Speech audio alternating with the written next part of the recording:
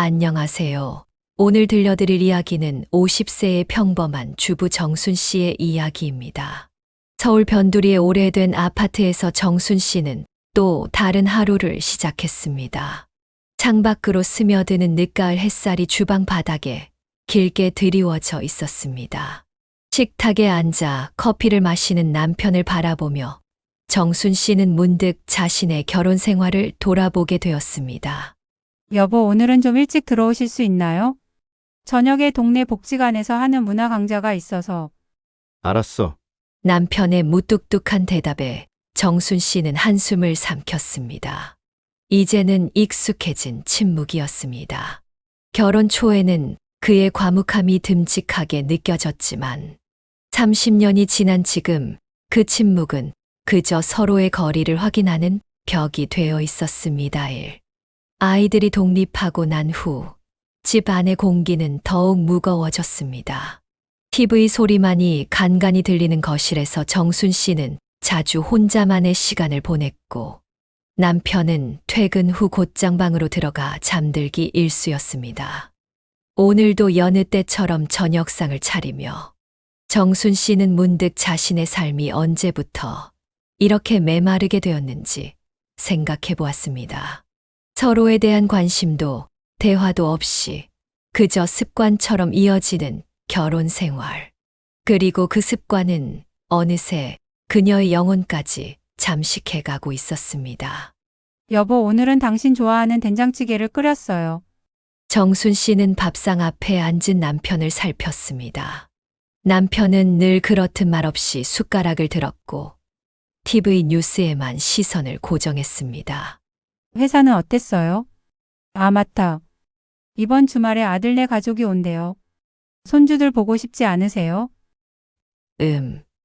한마디로 끝나는 대화가 서럽지만 정순 씨는 이해하려 했습니다. 평생 가장 노릇하느라 힘들었을 거야. 말수가 적은 게 원래 성격이니까. 스스로를 위로하며 남편의 빈자리를 채워왔습니다. 그러던 어느 날 남편의 와이셔츠를 세탁하다 주머니에서 영수증 하나를 발견했습니다. 강남의 고급 레스토랑. 지난주 수요일 저녁 7시 남편이 야근이라며 늦게 들어온 바로 그날이었습니다. 회식이었나? 그렇게 생각하려 했습니다. 하지만 가슴 한켠이 불안하게 조여왔습니다. 남편의 최근 달라진 모습들이 하나둘 떠올랐습니다. 주말마다 가끔씩 나가는 골프 모임, 전에 없던 늦은 퇴근, 그리고 은근히 달라진 옷차림. 아니겠지. 머릿속으로는 부정하고 싶었지만 손은 이미 남편의 휴대폰을 향해 움직이고 있었습니다. 비밀번호는 결혼기념일이었습니다. 아니, 정확히는 30년 전 결혼기념일이었죠. 한 번도 바꾸지 않은 그 숫자를 누르자 휴대폰이 열렸습니다. 메시지함을 열었을 때 정순 씨의 세상은 멈췄습니다. 오늘 저녁 식사 너무 행복했어요. 다음에 또 봐요. 우리. 발신인은 미영이었습니다. 떨리는 손으로 위로 스크롤을 올리자 수많은 메시지들이 쏟아져 나왔습니다. 퇴근하셨어요? 오늘도 보고 싶네요. 지난번 선물 잘 받았어요. 고마워요. 정순 씨는 휴대폰을 제자리에 돌려놓았습니다. 다리에 힘이 풀려 주저앉고 싶었지만 습관처럼 저녁 준비를 시작했습니다. 칼로 당근을 써는 손이 떨렸습니다.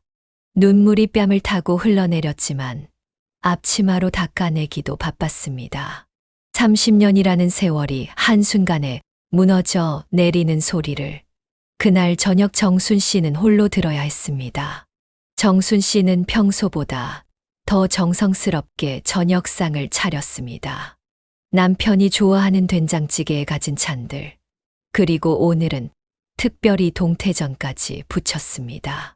시계는 이미 저녁 9시를 가리키고 있었지만 남편의 귀가를 기다리는 동안 식사 준비를 하는 것이 마음을 달래는 데 도움이 되었습니다. 여보세요? 오늘도 늦으세요? 아, 회식이요? 네, 들어오실 때 조심히 오세요. 전화를 끊고 나서도 정순 씨는 식탁 앞에 앉아 있었습니다. 차가워진 된장찌개를 물끄러미 바라보며 휴대폰에서 봤던 메시지들이 자꾸만 떠올랐습니다. 미영, 그 사람은 어떤 사람일까? 나보다 젊을까? 예쁠까? 내가 못해준 게 뭐였을까? 새벽 1시가 되어서야 현관문 소리가 들렸습니다. 술 냄새가 진하게 배어있는 남편의 모습이 보였습니다.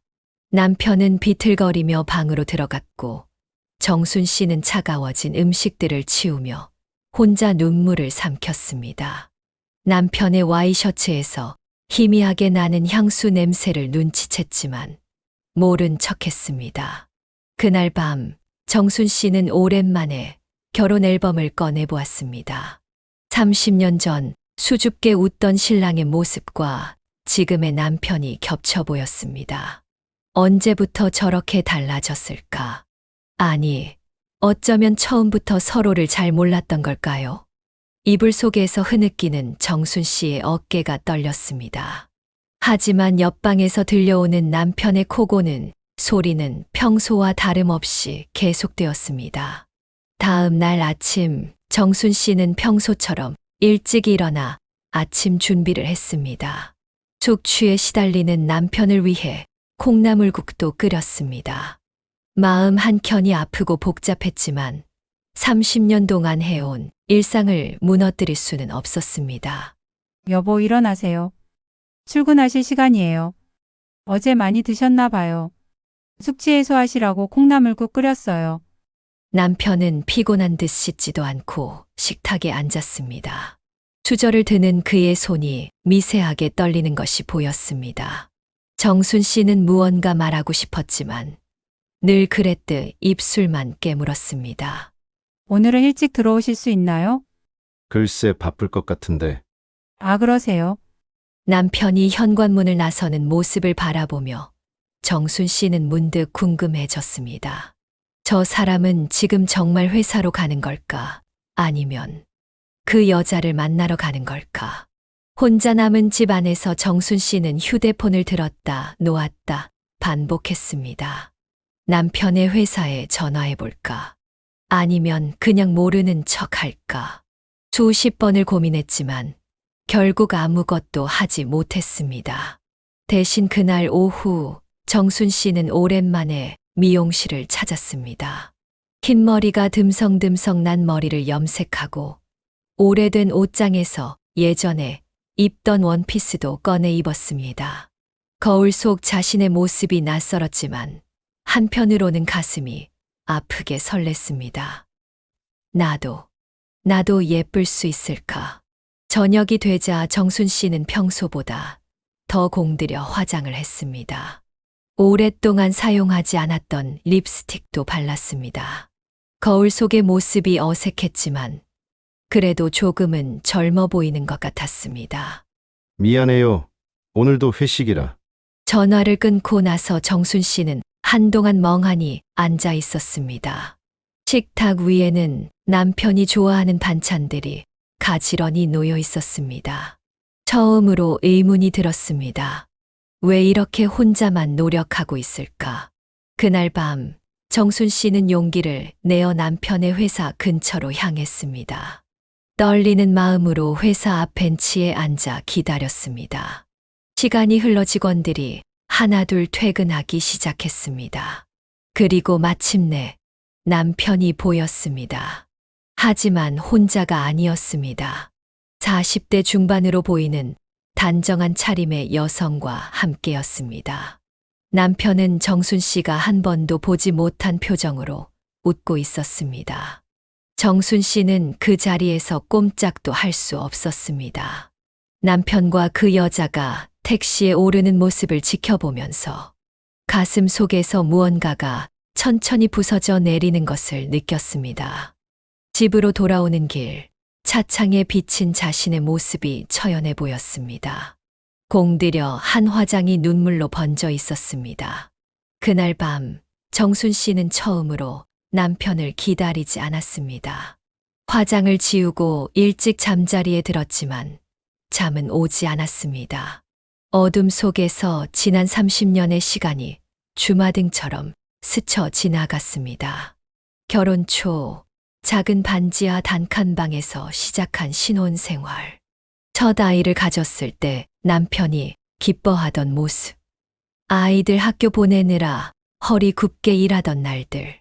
그 모든 순간이 거짓이었던 걸까요? 새벽 2시 현관문 소리가 들렸습니다. 평소와 다르게 남편이 먼저 말을 걸어왔습니다. 술 냄새가 진했습니다. 괜찮아요. 피곤하실 텐데 얼른 주무세요. 남편은 뭔가 더 말하려는 듯 머뭇거렸지만 이내 욕실로 향했습니다.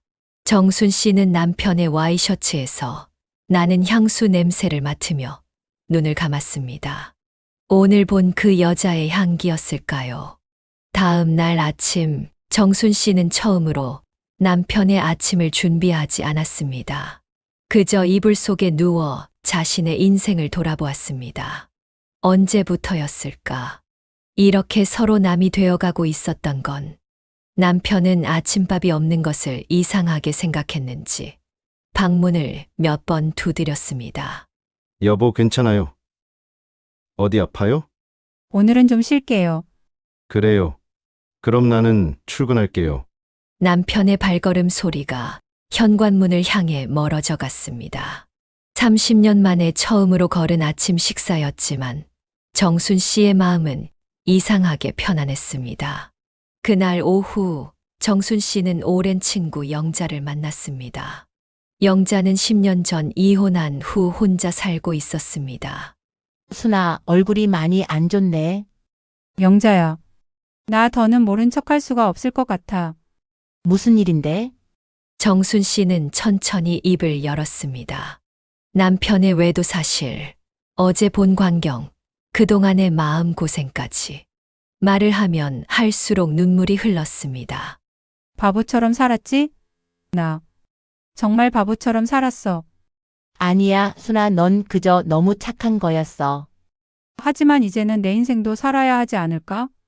영자의 말에 정순 씨는 고개를 들었습니다.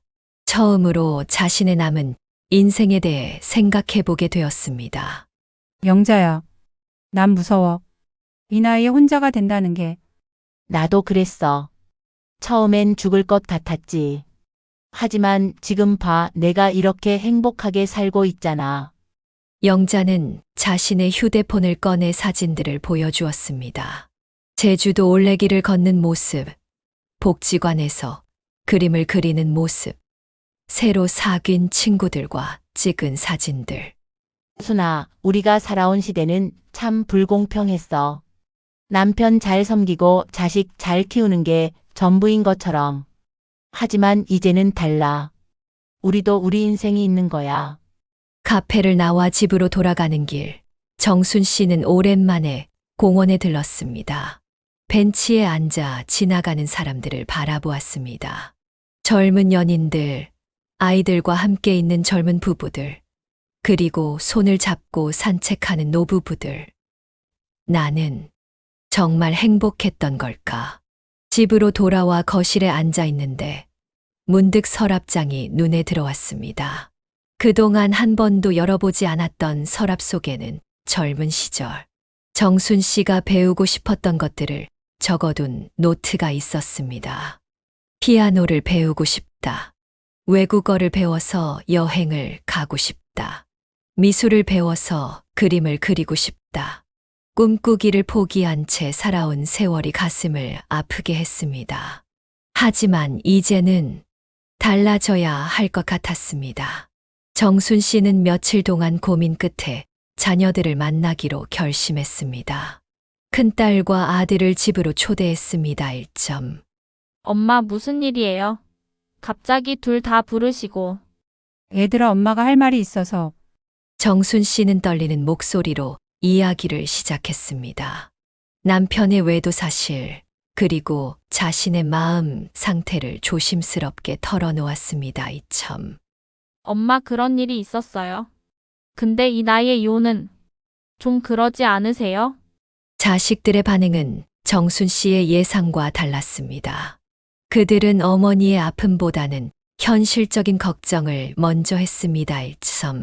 하지만 정순 씨는 흔들리지 않았습니다. 엄마도 이제 엄마의 인생을 살고 싶구나. 너무 늦었다고 생각하지 않아. 이제라도 행복하게 살고 싶어. 눈물을 흘리면서도 단단한 목소리로 말하는 어머니의 모습에 자식들은 처음으로 한 인간으로서의 어머니를 보게 되었습니다. 엄마, 이건 좀 아닌 것 같아요. 큰딸이 먼저 입을 열었습니다. 동창회에서 다들 뭐라고 하겠어요? 아빠가 은행 지점장으로 계시는데 이혼했다고 하면 제 입장도 곤란해져요. 맞아요. 엄마 저도 곧 승진 심사인데 이런 일이 알려지면 회사에서 어떻게 볼지. 아들도 한숨을 쉬며 말을 이었습니다. 그리고 지금 이혼하시면 어디 가서 사시게요? 돈은요? 아빠 월급으로 생활하시는 거 아니에요? 자식들의 말 한마디 한마디가 정순 씨의 가슴을 파고들었습니다. 그들의 눈에는 자신이 한 인간이 아닌 그저 체면을 지켜야 할 어머니로만 보이는 것 같았습니다. 난 그저 행복하게 살고 싶은데. 정순 씨의 떨리는 목소리에 자식들은 잠시 침묵했습니다. 엄마, 이 나이에 새로운 시작이 쉽지 않아요. 그냥 적당히 타협하시는 게 어떨까요? 다들 그렇게 사는 거예요. 자식들은 결국 자신들의 입장만 생각하고 있었습니다. 정순 씨는 그제야 깨달았습니다. 자신의 행복은 자신이 선택해야 한다는 것을. 그래도 우리 손주들 생각해봐요. 할머니, 할아버지가 이혼했다고 하면 애들이 얼마나 상처받겠어요. 딸이 마지막 카드를 꺼내들었습니다. 엄마, 그냥 모른 척하고 사세요. 아빠도 이제 나이가 있으시잖아요. 곧 정리하실 거예요. 아들은 마치 모든 것을 다 아는 것처럼 쉽게 말했습니다. 정순 씨는 마음이 무거워졌습니다. 자식들의 말대로 그냥 참고 살아야 할까? 지금까지 그래왔듯이 모른 척해야 할까? 알았다. 엄마가 다시 한번 생각해 볼게. 결국 그렇게 말할 수밖에 없었습니다. 자식들이 돌아간 후 정순 씨는 베란다에 서서 밤하늘을 바라보았습니다. 별들이 유난히 흐려 보였습니다. 내 인생에서 진짜 소중한 게 뭘까? 나는 왜 이렇게 모두의 눈치만 보며 살아왔을까? 그날 밤 정순 씨는 처음으로 일기를 썼습니다. 오늘 나는 또 모두의 기대대로 살기로 했다. 하지만 이게 마지막이었으면 좋겠다. 이제는 정말 나를 위한 삶을 살고 싶다. 그날 이후 남편의 행동은 더욱 대담해졌습니다. 이제는 주말에도 골프를 핑계로 집을 비우기 일쑤였고 평일 저녁에는 거의 집에 들어오지 않았습니다. 어느 날 저녁 남편의 재킷 주머니에서 호텔 영수증이 발견되었습니다. 강남의 고급 호텔. 그것도 주말 데이트 패키지였습니다. 정순 씨는 영수증을 들고 한참을 울었습니다. 여보, 이게 뭔가요? 용기를 내어 남편에게 물었습니다. 아, 그거. 회사 접대용이야. 남편은 당황한 기색도 없이 대수롭지 않게 대답했습니다. 접대가 호텔 데이트 패키지였나요? 왜 자꾸 캐물어? 내가 돈 벌어다 주잖아. 그것만으로 충분하지 않아? 남편의 차가운 말에 정순 씨는 가슴이 무너져 내렸습니다. 더 이상 숨기려고도 하지 않는 남편의 태도가 서글펐습니다. 다음 날 정순 씨는 우연히 남편의 신용카드 명세서를 보게 되었습니다. 백화점, 고급 레스토랑, 그리고 주얼리 샵. 모두 자신과는 한 번도 가본 적 없는 곳들이었습니다. 내가 30년 동안 아껴 쓰며 살 동안. 저 사람은. 정순 씨는 그날 밤 화장실에 숨어 한참을 토했습니다. 속이 메스꺼웠습니다. 30년. 그 긴 세월 동안 자신이 믿어온 모든 것이 거짜였다는 생각에 온몸이 떨렸습니다. 아껴 쓰세요. 노후를 위해서. 애들 대학 등록금을 위해 조금만 더 참아요. 우리 집 장만할 때까지만. 남편의 말을 믿고 허리띠를 졸라매며 살았던 지난 세월이 주마등처럼 스쳐 지나갔습니다. 반찬 투정할 때면 늘 돈 아끼자며 달래던 남편이 다른 여자에게는 백화점 명품과 보석을 사주고 있었다는 사실이 목구멍까지 치밀어 올랐습니다. 다시 한 번 토했습니다. 이번엔 쓸개즙이 올라왔습니다. 거실로 나와 소파에 주저앉았습니다. 텅 빈 집안이 갑자기 너무 낯설게 느껴졌습니다. 벽에 걸린 가족 사진이 비웃는 것만 같았습니다. 난 뭐였던 거지? 떨리는 손으로 휴대폰을 들어 영자에게 전화를 걸었습니다. 영자야, 나 미쳐버릴 것 같아. 내가 왜 이제야 알았을까? 어느 날 저녁 남편이 평소보다 일찍 들어왔습니다. 할 말이 있어요. 남편의 목소리는 차가웠습니다.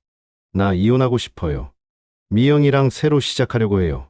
그 사람은 나를 이해해주고 당신과는 달라요.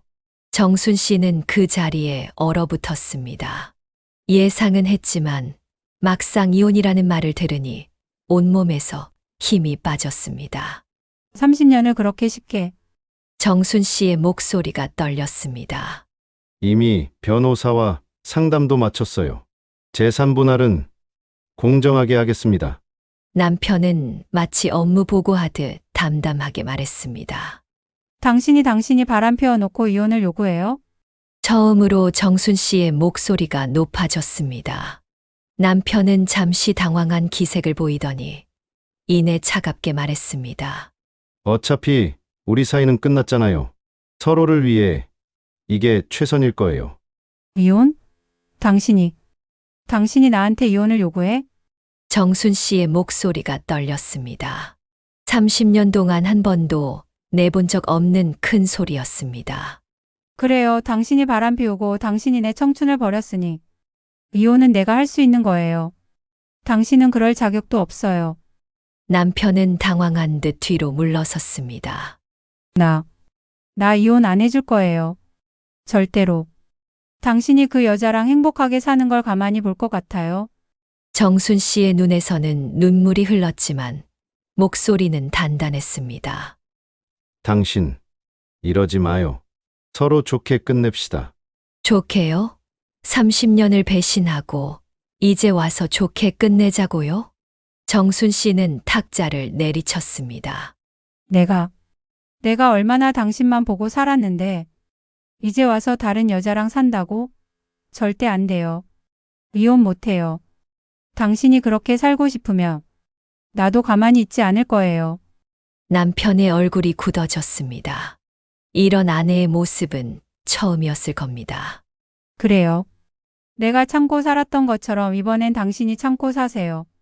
이혼은 절대 안 해줄 테니까. 그날 밤 남편은 술에 취해 들어왔습니다. 이혼해줘요. 그냥 좋게 헤어지자고요. 남편의 말에 정순 씨는 고개를 저었습니다. 싫어요. 절대 안 해줄 거예요.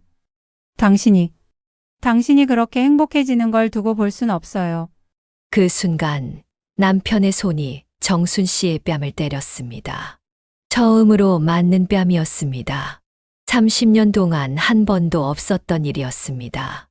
당신 미쳤어요? 이제는 폭력까지? 정순 씨의 눈에서 눈물이 흘렀습니다. 다음 날 뜻밖의 손님이 찾아왔습니다. 바로 그 여자 미영이었습니다. 아주머니, 제발 이혼해 주세요. 우리가 정말 사랑하는 사이예요. 사랑? 남의 남편 빼앗아서 무슨 사랑이에요? 아주머니는 이제 늙으셨잖아요. 그냥 보내주세요. 정순 씨는 쓰게 웃었습니다. 당신도 곧 늙을 텐데 그때는 어쩌려고요? 내 남편이 또 다른 젊은 여자를 찾으며. 미영의 얼굴이 굳어졌습니다. 정순 씨는 계속해서 말했습니다. 그래요, 당신이 빼앗아 가세요. 하지만 이혼은 절대 안 해줄 거예요, 끝까지. 어느 날 정순 씨가 시장을 보고 돌아왔을 때였습니다. 현관문 앞에는 낯선 구두가 놓여 있었고 집 안에서는 여자의 웃음소리가 들렸습니다. 손에 든 장바구니를 떨어뜨릴 뻔했습니다. 거실에는 남편과 미영이 나란히 앉아 있었고 식탁 위에는 배달 음식이 놓여 있었습니다. 여보, 이게 무슨, 이제 미영이랑 여기서 살기로 했어요. 당신은 시골에 계신 친정어머니 댁으로 가는 게 어떨까요? 남편의 말에 정순 씨는 그 자리에 주저앉고 말았습니다. 이게 당신 집이라고 생각하시나 봐요. 하지만 이제는 아니에요. 미영이 거들었습니다. 이 집은 내가 30년 동안 아껴가며 번 돈으로 산 거예요. 정순 씨의 목소리가 떨렸습니다. 나가요, 당장 나가. 처음으로 정순 씨가 소리를 질렀습니다. 하지만 남편은 오히려 정순 씨의 팔을 잡아 현관 쪽으로 끌고 갔습니다. 30년 동안 함께 살았던 집에서 쫓겨나는 순간이었습니다. 쫓겨난 그날 밤, 정순 씨는 딸의 집 현관 앞에서 한참을 망설였습니다. 엄마, 이 시간에 웬일이세요? 은주야, 엄마가 잠시. 말을 잇지 못하고 눈물만 흘렸습니다. 하지만 딸의 반응은 차가웠습니다. 엄마, 우리 집이 좁아서 그리고 애들도 있고. 결국 정순 씨는 아들의 집으로 향했습니다. 하지만 비슷한 상황이 반복되었습니다. 어머니, 저희도 장인어른 병간호 때문에 지금 정신이 없어서. 그날 밤 정순 씨는 처음으로 찜질방에서 밤을 보냈습니다. 딱딱한 바닥에 누워 천장을 바라보며 생각했습니다. 내가 왜 이렇게 살아야 하지? 30년 동안 자식들 키우고 남편 뒷바라지하며 살았는데 다음 날 아침 정순 씨는 변호사 사무실을 찾았습니다. 이혼하고 싶습니다. 제가 먼저 이혼을 청구하고 싶어요. 떨리는 목소리였지만 눈빛만은 단단했습니다. 이제는 더 이상 참지 않겠어요. 내 인생도 소중하니까요. 정순 씨는 변호사와의 상담을 마치고 그들이 원하는 대로 이혼했습니다. 부부 생활은 30년이었지만 이혼은 한 달 안에 모두 마무리되었습니다. 위자료로 작은 투룸으로 이사했습니다.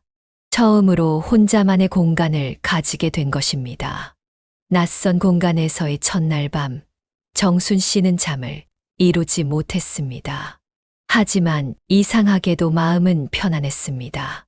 더 이상 누군가의 눈치를 보며 살지 않아도 된다는 안도감이 찾아왔습니다. 다음 날부터 정순 씨는 새로운 일상을 만들어 갔습니다. 아침에는 근처 공원을 산책하고 오후에는 복지관에서 그림 수업을 듣기 시작했습니다. 처음에는 어색했지만 점차 비슷한 처지의 친구들이 생겼습니다. 정순 씨, 우리도 이제 우리 인생을 살아야죠. 늦지 않았어요. 같은 반 수강생 미화 씨의 말에 큰 위로를 받았습니다. 시간이 흐르면서 정순 씨는 조금씩 변화했습니다. 평생 처음으로 자신이 하고 싶었던 일들을 시작했습니다. 여행 동호회에 가입하고 요가를 배우고 봉사활동도 시작했습니다. 이제야 진짜 내 인생을 사는 것 같아요. 거울 속에 자신을 바라보며 정순 씨는 미소 지었습니다. 주름진 얼굴이지만 눈빛만은 그 어느 때보다 반짝였습니다. 정순 씨는 용기를 내어 구인 광고를 찾아보기 시작했습니다. 나이가 많다는 이유로 몇 번의 거절을 당했지만 우연히 다이소 채용 공고를 보게 되었습니다. 나이 제한 없음이라는 문구가 눈에 들어왔고 매장 관리직 모집이라는 글자가 그녀의 마음을 두드렸습니다. 처음에는 망설였습니다. 하지만 월급 220만 원에 4대 보험까지 된다는 조건이 매력적이었습니다. 더구나 다이소는 전체 매장 직원 중 78%가 3050대 경력 단절 여성이라는 점도 용기를 주었습니다. 면접장에서 정순 씨는 떨리는 목소리로 말했습니다. 비록 늦은 나이지만 성실하게 일하겠습니다. 제 나이대의 고객들이 무엇을 원하는지 잘 알고 있어요. 다행히 면접관은 정순 씨의 진정성을 알아봐 주었습니다. 책임감과 성실성을 높이 평가받아 채용이 되었고 교육을 거쳐 집 근처 매장에 배치되었습니다.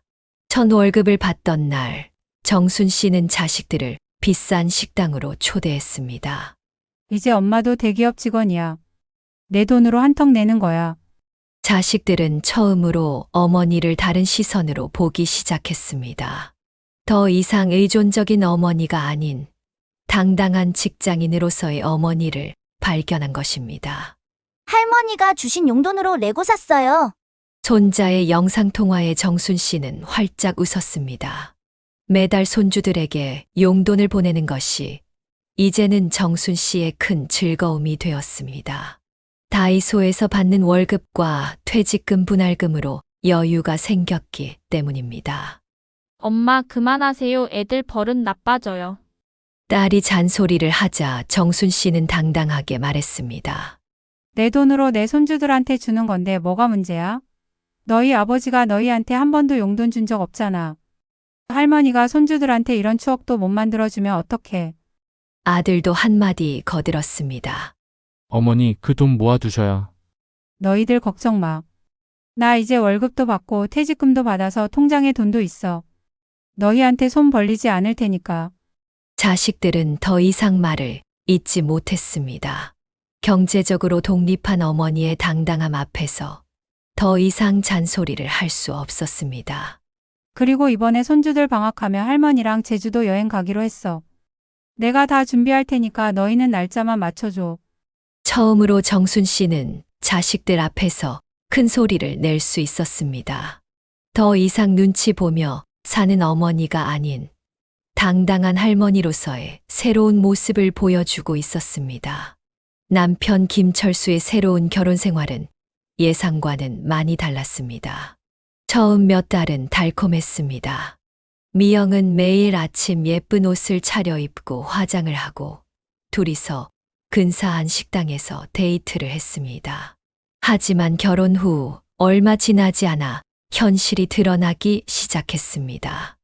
여보, 오늘도 밥은 아, 오늘 친구들이랑 약속 있어요. 냉장고에 반찬 있을 거예요. 매일 비어있는 밥상을 보며 김철수는 한숨을 쉬었습니다. 미영은 살림에는 관심이 없었습니다. 빨래는 쌓여만 갔고 설거지는 싱크대에 가득했습니다.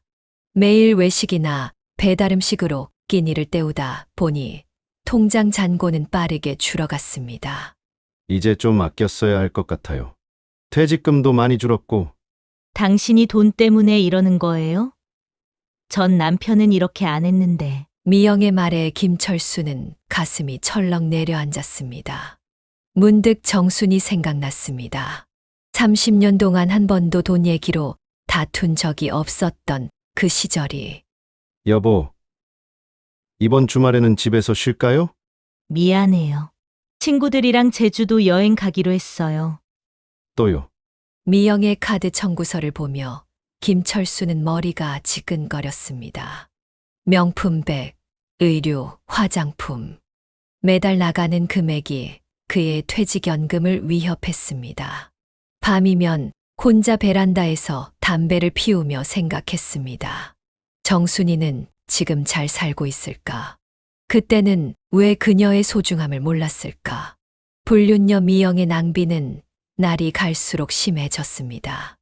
여보, 이번에 새로 나온 명품백이 너무 예쁜데 친구들이 다 들고 다녀요. 요즘 우리 형편이 당신 전 부인한테는 30년 동안 돈 모으게 하더니 저한테는 이것도 안 해주실 거예요? 결국 김철수는 카드를 내밀 수밖에 없었습니다. 하지만 이는 시작에 불과했습니다. 이 동네 아파트는 너무 촌스러워요. 강남으로 이사 가요. 지금 집도 충분히 전 남편은 강남에 살았는데 미영의 요구는 끝이 없었습니다. 성형수술, 피부과, 명품 쇼핑. 매달 카드값은 눈덩이처럼 불어났고 김철수의 퇴직금은 바닥을 보이기 시작했습니다. 여보, 집안일은 좀 아니, 제가 이런 몸매 유지하려고 얼마나 노력하는데요? 피부 관리도 가야 하고, 필라테스도 가야 하고, 청소는 아줌마 쓰면 되잖아요. 김철수는 문득 정순이 생각났습니다. 새벽부터 일어나 집안일을 하고 반찬을 만들고 빨래를 개던 모습. 그때는 그런 일상이 당연하다고 생각했는데 오늘 저녁은 집에서 먹을까요? 아, 오늘은 친구들이랑 와인 모임이 있어서. 텅 빈 집에서 혼자 컵라면을 먹으며 김철수는 깊은 한숨을 내쉬었습니다. 냉장고에는 술병만 가득했고 싱크대는 설거지 거리로 넘쳐났습니다. 여보, 이번 달 카드값이. 아, 맞다. 이번에 친구들이랑 유럽 패키지 여행 예약했어요. 당신은 바쁘시다고 하니까 저 혼자 다녀올게요. 결국 김철수는 은행에서 대출을 받아야 했습니다. 정순이와 평생 모아온 돈은 이미 바닥났고 퇴직연금으로는 미영의 사치를 감당할 수 없었습니다. 밤마다 잠 못 이루며 생각했습니다. 정순이는 한 번도 이런 사치를 부리지 않았는데 그때는 왜 그녀의 소박함이 답답하게만 보였을까? 남편의 후회는 날이 갈수록 깊어졌습니다. 어느 날 저녁 혼자 마트에 장을 보러 갔다가 우연히 정순 씨를 보게 되었습니다. 다이소 유니폼을 입은 정순은 활기차 보였고 동료들과 웃으며 이야기하는 모습이 눈에 띄었습니다. 저렇게 웃을 줄도 알았나. 몰래 정순의 SNS도 찾아보았습니다. 여행 동호회 사진들, 손주들과 찍은 사진들, 새로운 친구들과의 모임. 행복해 보이는 모습에 가슴이 아려왔습니다. 여보, 오늘도 늦어요. 친구들이랑 술 마시고 올게요. 미영의 문자를 보며 김철수는 쓴웃음을 지었습니다. 텅 빈 집에서 혼자 소주를 마시며 과거를 돌아보았습니다. 정순이는 30년 동안 한 번도 늦게 들어온 적이 없었지. 항상 내가 들어올 시간에 맞춰 따뜻한 밥을 차려놓고 명절 때마다 며칠씩 걸려서 음식을 준비하고 아플 때면 밤새 간호하고 술이 거나하게 취하자 눈물이 흘렀습니다. 미안해, 정순아. 내가 미안해. 다음 날 아침 숙취에 시달리며 출근하는데 우연히 길에서 정순과 손주들이 놀이공원에 가는 모습을 보았습니다. 할머니, 이따 맛있는 거 사주시는 거죠? 그럼 우리 손주들 먹고 싶은 거 다 사줄 거야. 정순의 환한 웃음소리가 가슴을 파고들었습니다. 난 지금 행복한가? 정말 이게 내가 원하던 삶이었나? 통장 잔고는 바닥을 보이고 카드값에 시달리고 매일 밤 혼자 컵라면으로 끼니를 때우는 지금의 삶. 여보, 오늘 친구들이랑 백화점 가요. 카드 좀. 미영의 전화를 받으며 김철수는 깊은 한숨을 내쉬었습니다. 정순아, 넌 지금 행복하니? 난 내가 너무 그립다. 정순 씨의 새로운 삶은 나날이 활기차졌습니다. 정순 씨, 이번 분기 우수사원으로 선정되셨습니다. 고객 만족도도 최상이네요. 매장 관리자로서 정순 씨는 인정받는 직원이 되었습니다. 젊은 직원들도 그녀의 경험과 노하우를 배우려 했고, 손님들은 그녀의 친절한 서비스에 단골이 되었습니다. 어머, 정순 씨 요즘 피부가 좋아지셨네요. 그래요? 요즘 필라테스도 다니고 수영도 배우거든요. 주말이면 여행 동호회 활동도 했습니다. 설악산 트레킹, 제주도 올레길. 젊은 시절 꿈꾸기만 했던 여행을 하나씩 실현해 나갔습니다. 할머니, 이번에 학교에서 상 받았어요. 우리 손주 최고. 주말에 할머니가 맛있는 거 사줄게. 손주들과의 관계도 더욱 돈독해졌습니다. 월급으로 손주들에게 용돈도 주고 방학 때마다 여행도 다녔습니다. 퇴근 후에는 복지관에서 그림 수업을 들었고 작은 전시회도 열었습니다. 그림을 통해 표현하는 즐거움을 알게 되었고 새로운 취미는 그녀의 삶을 더욱 풍요롭게 만들었습니다. 정순 씨, 우리 이번 주말에 와인 모임 할까요? 같은 처지의 친구들과 만나 이야기를 나누는 것도 큰 즐거움이 되었습니다. 이혼하길 정말 잘했어요. 이제야 진짜 내 인생을 사는 것 같아요. 맞아요. 우리 이제 남은 인생은 우리를 위해 살아요. 거울 속에 자신을 바라보며 정순 씨는 미소 지었습니다.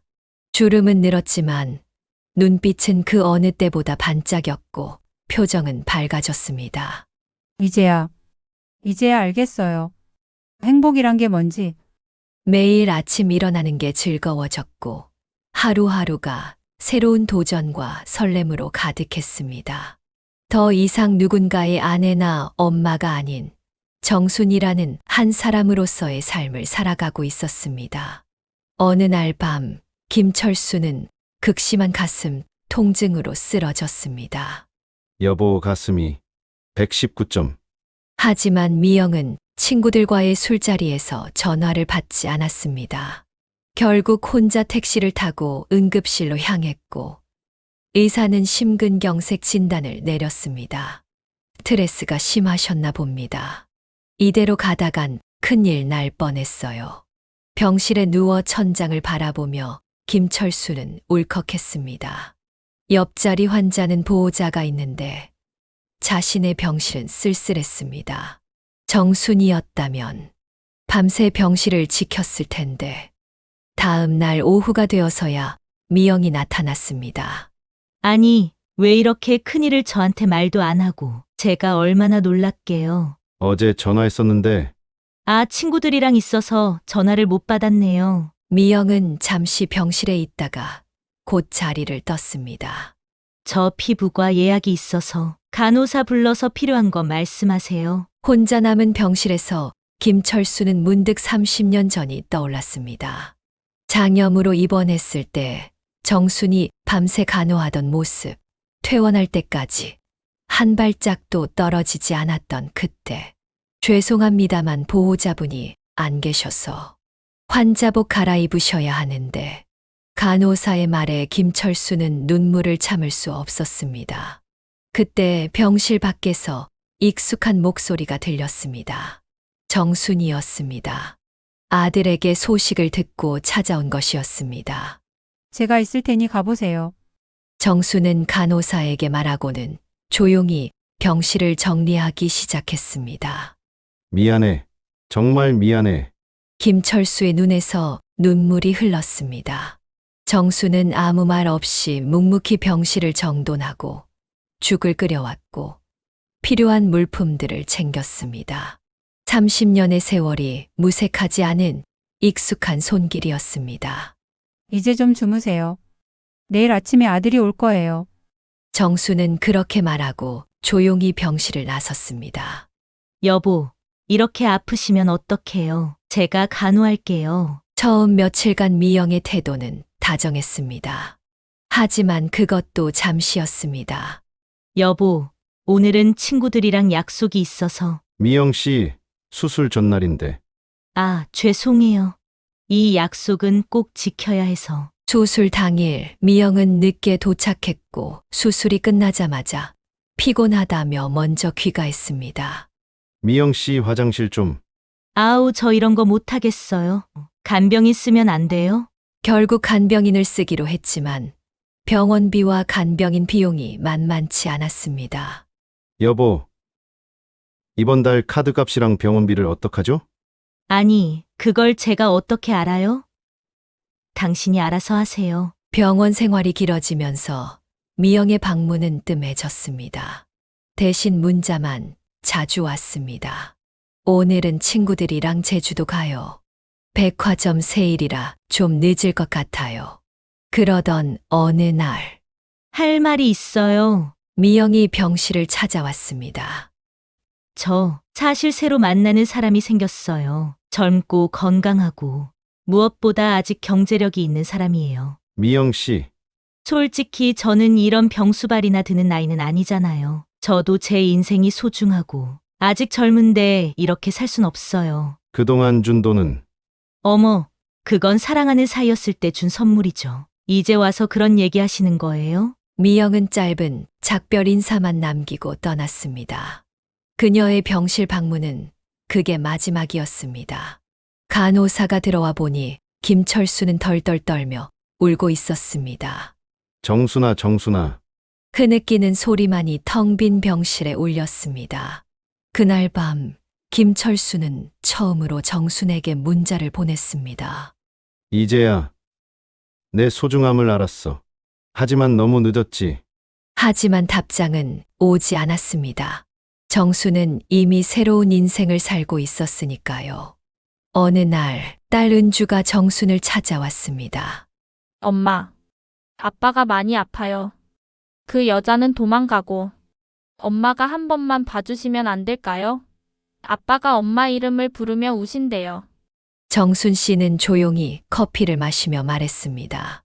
은주야, 이제 난 너희 아버지의 아내가 아니야. 30년을 함께 살았지만 이제는 남이야. 이번엔 아들이 찾아왔습니다. 어머니, 아버지가 많이 후회하신대요. 그동안 잘못했다고. 너희 아버지의 후회는 그분의 몫이야. 내가 책임질 일이 아니구나. 자식들은 계속해서 정순을 설득했습니다. 엄마, 우리가 어떻게 아픈 아버지를 방치해요? 세상 말이 많을 텐데. 그 세상 말대로 왜 너희 아버지가 바람 피울 때는 없었니? 어머니, 그래도 30년 부부였는데 그래, 30년 부부였지. 그 30년 동안 너희 아버지는 다른 여자와 살 생각만 했던 거야. 난 이제 그만 너희 아버지의 그림자로 살고 싶구나. 정순 씨는 자식들의 손을 잡았습니다. 이제 엄마도 엄마의 인생이 있어. 너희가 원하는 대로만 살진 않을 거야. 미안하구나. 자식들은 처음으로 어머니의 단단한 의지를 보았습니다. 더 이상 남편이나 자식들을 위해 자신을 희생하지 않겠다는 그런 단단한 의지를. 엄마, 걱정 마. 난 지금 너무 행복해. 너희도 이제 엄마의 행복을 인정해주면 좋겠다. 정순 씨는 창밖을 바라보며 미소 지었습니다. 저녁 노을이 유난히 아름다웠습니다. 엄마, 우리 체면이 있잖아요. 딸 은주가 눈물을 글썽이며 말했습니다. 친구들 엄마들은 다 물어봐요. 왜 이 나이에 이혼했냐고. 아빠가 그 여자한테 버림받았다는 소문도 났어요. 제발 한 번만 더 기회를. 아들도 가세했습니다.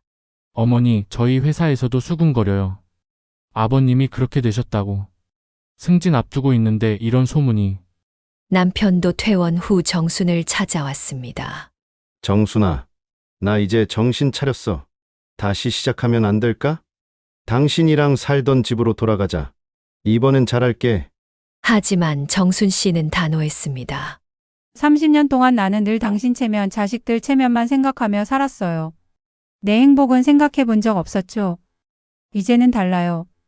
난 더 이상 당신들의 체면을 위한 들러리가 되고 싶지 않아요. 내 인생의 주인공은 나예요.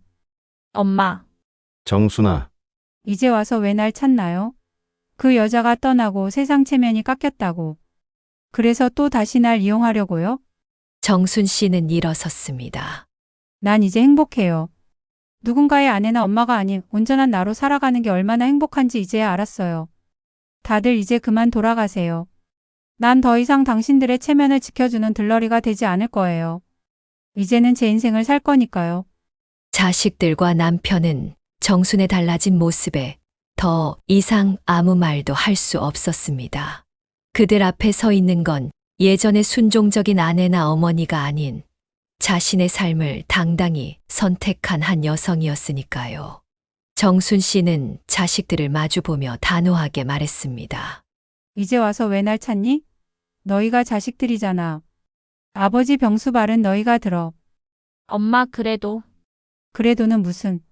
내가 30년 동안 너희 아버지 뒷바라지하고 너희들 키우느라 내 청춘을 다 바쳤어. 이제는 끝이야. 어머니, 체면이 있지 않습니까? 체면? 너희 아버지가 바람 피우고 다른 여자랑 살림 차릴 때는 체면 안 깎였니? 내가 쫓겨나서 찜질방에서 잘 때는 체면 생각 안 났어? 정순 씨는 일어서서 큰 소리로 말했습니다. 이제 난 너희 아버지랑 남남이야. 법적으로도 이혼했고. 너희가 자식들이니 아버지 간호는 너희가 해. 나는 이제 내 인생 살 거야. 엄마, 돈 많이 번다며? 간병인 쓰든 너희가 직접 하든. 그건 너희가 알아서 할 일이야. 나한테 기대지 마. 난 이제 다시는 그 사람 얼굴도 보기 싫어. 어머니. 그래도 우리가 자식인데. 그래, 너희가 자식이니까 아픈 아버지 모시는 게 당연하지. 왜 이혼한 전처한테 부탁하니? 내가 너희 아버지 병수 발들면 세상 사람들이 뭐라고 하겠니? 저 여자는 남편한테 저렇게 배신당하고도 왜 저러나 그럴 거 아냐. 자식들은 할 말을 잃었습니다. 이제 그만 가봐. 나 오늘 친구들이랑 영화 보기로 했어. 그리고 다음 주에 제주도 여행 가니까 앞으로 한 달은 연락하지 마. 너희 아버지 일로 날 찾지도 마. 알았지? 정순 씨는 가방을 들고 일어섰습니다. 엄마는 이제 행복하게 살 거야. 너희도 각자 자신의 책임을 다하며 살아. 부모 공양이 뭔지 이제라도 배우는 게 좋을 거야. 당당하게 걸어 나가는 정순 씨의 뒷모습을 보며 자식들은 처음으로 어머니가 아닌 한 인간으로서의 정순을 보게 되었습니다. 정순 씨는 더욱 단호한 목소리로 말을 이었습니다. 그리고 하나 더 말해줄게. 내가 지금까지 손주들 용돈도 주고 여행도 데리고 다니고 했지? 이제부터 그것도 끝이야. 엄마, 애들이 무슨 죄가 있다고. 죄는 없지. 하지만 너희가 이렇게 나한테 강요하고 나오면 나도 더 이상 손주들 챙겨줄 이유가 없어. 너희가 부모니까 너희가 알아서 해. 어머니 그래도 지민이랑 수아는. 내가 왜 이혼한 남편의 손주들을 챙겨야 하니?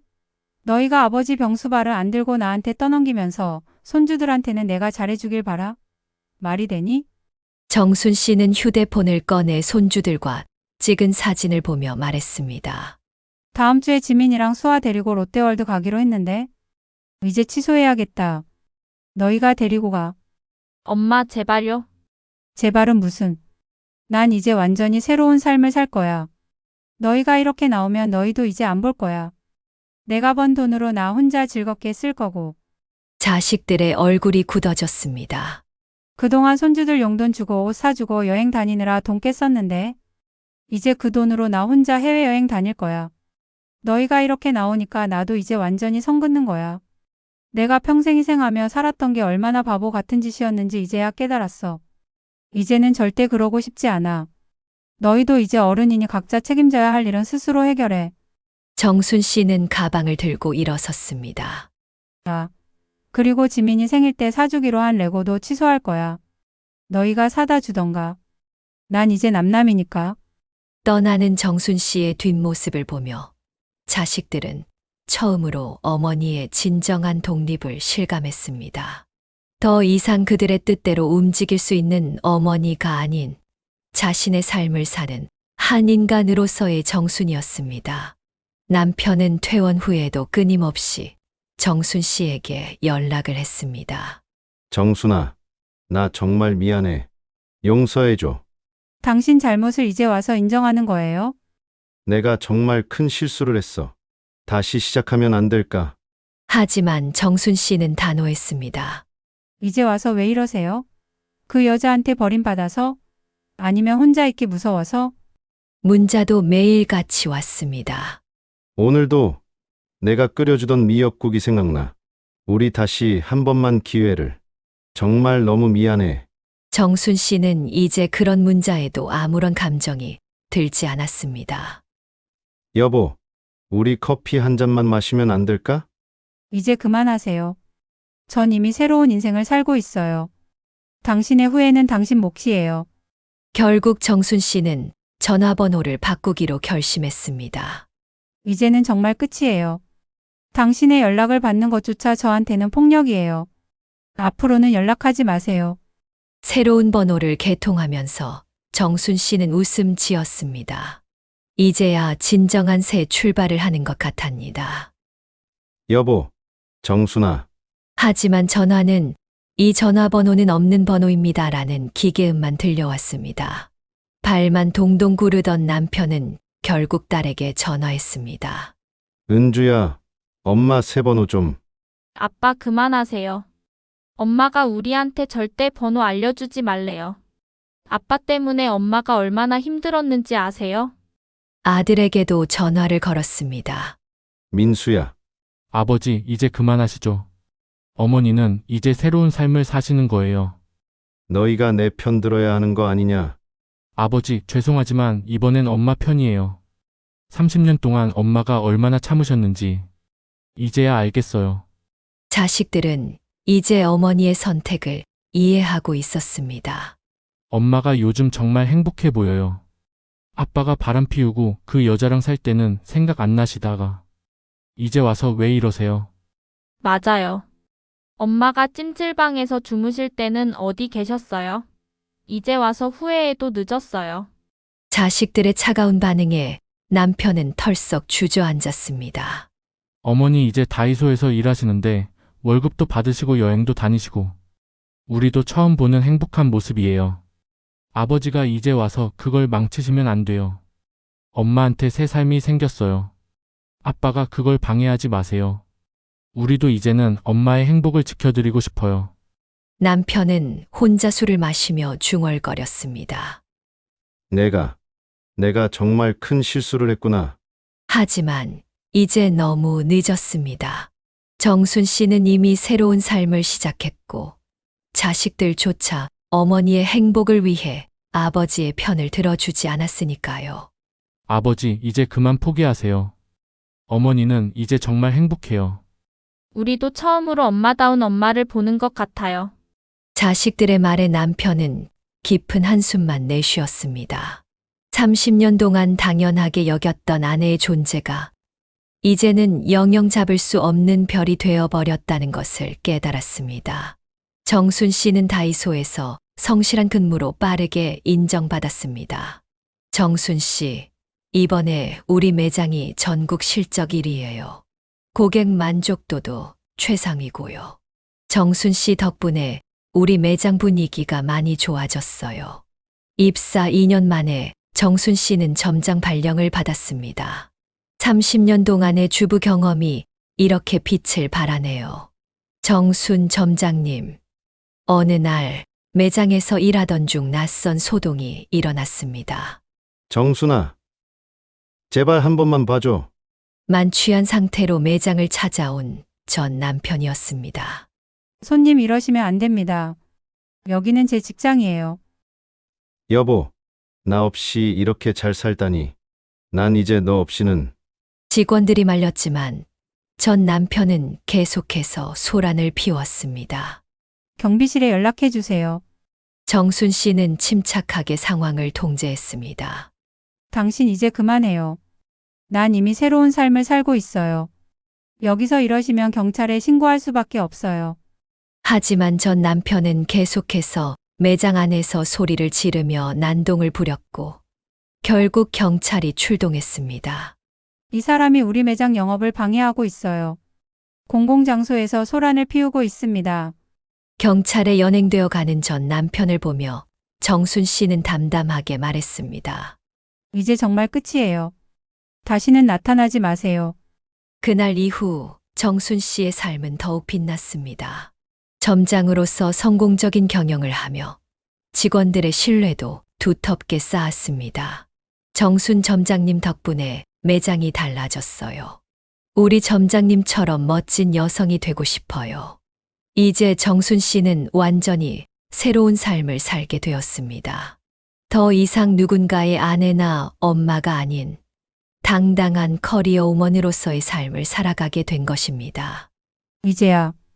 이제야 진정한 나의 삶을 살고 있다는 게 실감나요. 정순 씨의 눈빛은 그 어느 때보다 빛났습니다. 남편의 진상은 더욱 심해졌습니다. 매일 밤 술에 취해 들어와 행패를 부렸습니다. 정순아, 이게 다 내 잘못이야. 내가 날 이렇게 만든 거라고. 취중에 물건을 던지고 소리를 지르는 일이 잦아졌습니다. 전 부인을 찾아가 괴롭히던 그는 이제 미영의 새 남자친구에게도 시비를 걸기 시작했습니다. 내 여자를 뺏어갔어. 다 내 거였는데. 돈도 바닥나자 도박에 손을 댔습니다. 퇴직금으로 주식 투자를 했다가 큰 손실을 보고 카지노에서 만회하려다 더 큰 빚을 지게 되었습니다. 아들에게 돈을 빌리려 했지만 거절당했습니다. 아버지, 이제 그만하세요. 도박으로 해결될 게 아니에요. 결국 사채까지 쓰게 되었고 빚쟁이들의 독촉에 시달리게 되었습니다. 정순아, 제발 돈 좀 빌려줘. 나 이제 정말 죽을 것 같아. 하지만 더 이상 그의 전화를 받는 사람은 없었습니다. 혼자 술을 마시며 중얼거렸습니다. 내가 다 망쳤어. 정순 씨의 새로운 삶은 나날이 풍요로워졌습니다. 이혼 후의 삶에서 새로운 기회를 발견하고 전에는 꿈꾸지 못했던 가능성들을 발견하게 되었습니다. 다이소 점장으로서의 삶은 그녀에게 큰 자부심이 되었습니다. 직원들은 그녀를 존경했고 고객들은 그녀의 친절함에 감동했습니다. 매장은 그녀의 리더십 아래 전국 최우수 매장으로 선정되었습니다. 새로운 삶에서 그녀는 더욱 활기차고 모험적이 되었습니다. 새로운 프로젝트와 모험을 시작하게 되었죠. 주말이면 여행 동호회 활동을 하며 전국 각지를 다녔고 평일 저녁에는 그림 교실에서 자신의 감정을 캔버스에 담았습니다. 결혼 생활 동안 포기했던 것들을 하나둘씩 되찾아갔습니다. 그동안 희생하며 살았던 시간들을 뒤로하고 자신만의 삶을 찾아갔습니다. 손주들과의 관계도 더욱 돈독해졌습니다. 방학이면 함께 여행을 다니고 주말마다 맛있는 것도 사주며 할머니로서의 행복을 만끽했습니다. 이혼은 그녀에게 백지 상태와 같은 새로운 기회였습니다. 비록 힘든 과정이었지만 깊은 자아 발견과 개인적 성장의 기회가 되었고 그 과정에서 새로운 힘과 회복력을 발견했습니다. 이제 정순 씨는 진정한 행복이 무엇인지 알게 되었습니다. 더 이상 누군가의 아내나 엄마로서가 아닌 한 인간 정순으로서의 삶을 살아가게 된 것입니다. 그녀의 눈빛은 그 어느 때보다 반짝였고 미소는 더욱 환해졌습니다. 여러분, 50세의 나이에 새로운 인생을 시작한 정순 씨의 이야기 잘 들어주셨나요? 우리는 살면서 늘 이런 생각을 합니다. 이제 너무 늦었어. 나이가 많아서 안 돼. 이 나이에 무슨 새 출발이야. 하지만 정순 씨의 이야기는 우리에게 큰 깨달음을 줍니다. 인생에는 결코 늦은 때가 없다는 것. 새로운 시작은 언제나 가능하다는 것. 진정한 행복은 나이와 상관없다는 것. 30년이라는 긴 세월 동안 남편과 자식들을 위해 살았던 정순 씨. 하지만 50세의 나이에 그녀는 용기를 냈습니다. 타인의 시선과 체면을 뒤로하고 자신의 행복을 선택했습니다. 그리고 그녀가 보여준 것처럼 우리의 삶도 언제든 변할 수 있습니다. 다이소 점장이 되어 새로운 커리어를 시작하고 여행을 다니며 새로운 세상을 만나고 그림을 그리며 자신의 감정을 표현하고 무엇보다 진정한 나로서의 삶을 살아가는 것. 사랑하는 구독자 여러분, 여러분의 인생에도 정순 씨처럼 용기 있는 선택이 필요한 순간이 올 것입니다. 그때 이 이야기를 기억해 주세요. 타인의 시선에 갇혀 살기에는 우리의 인생이 너무나 소중합니다. 체면이라는 이름으로 자신의 행복을 포기하기에는 우리의 시간이 너무나 귀합니다. 여러분도 언제든 새로운 시작을 할 수 있습니다.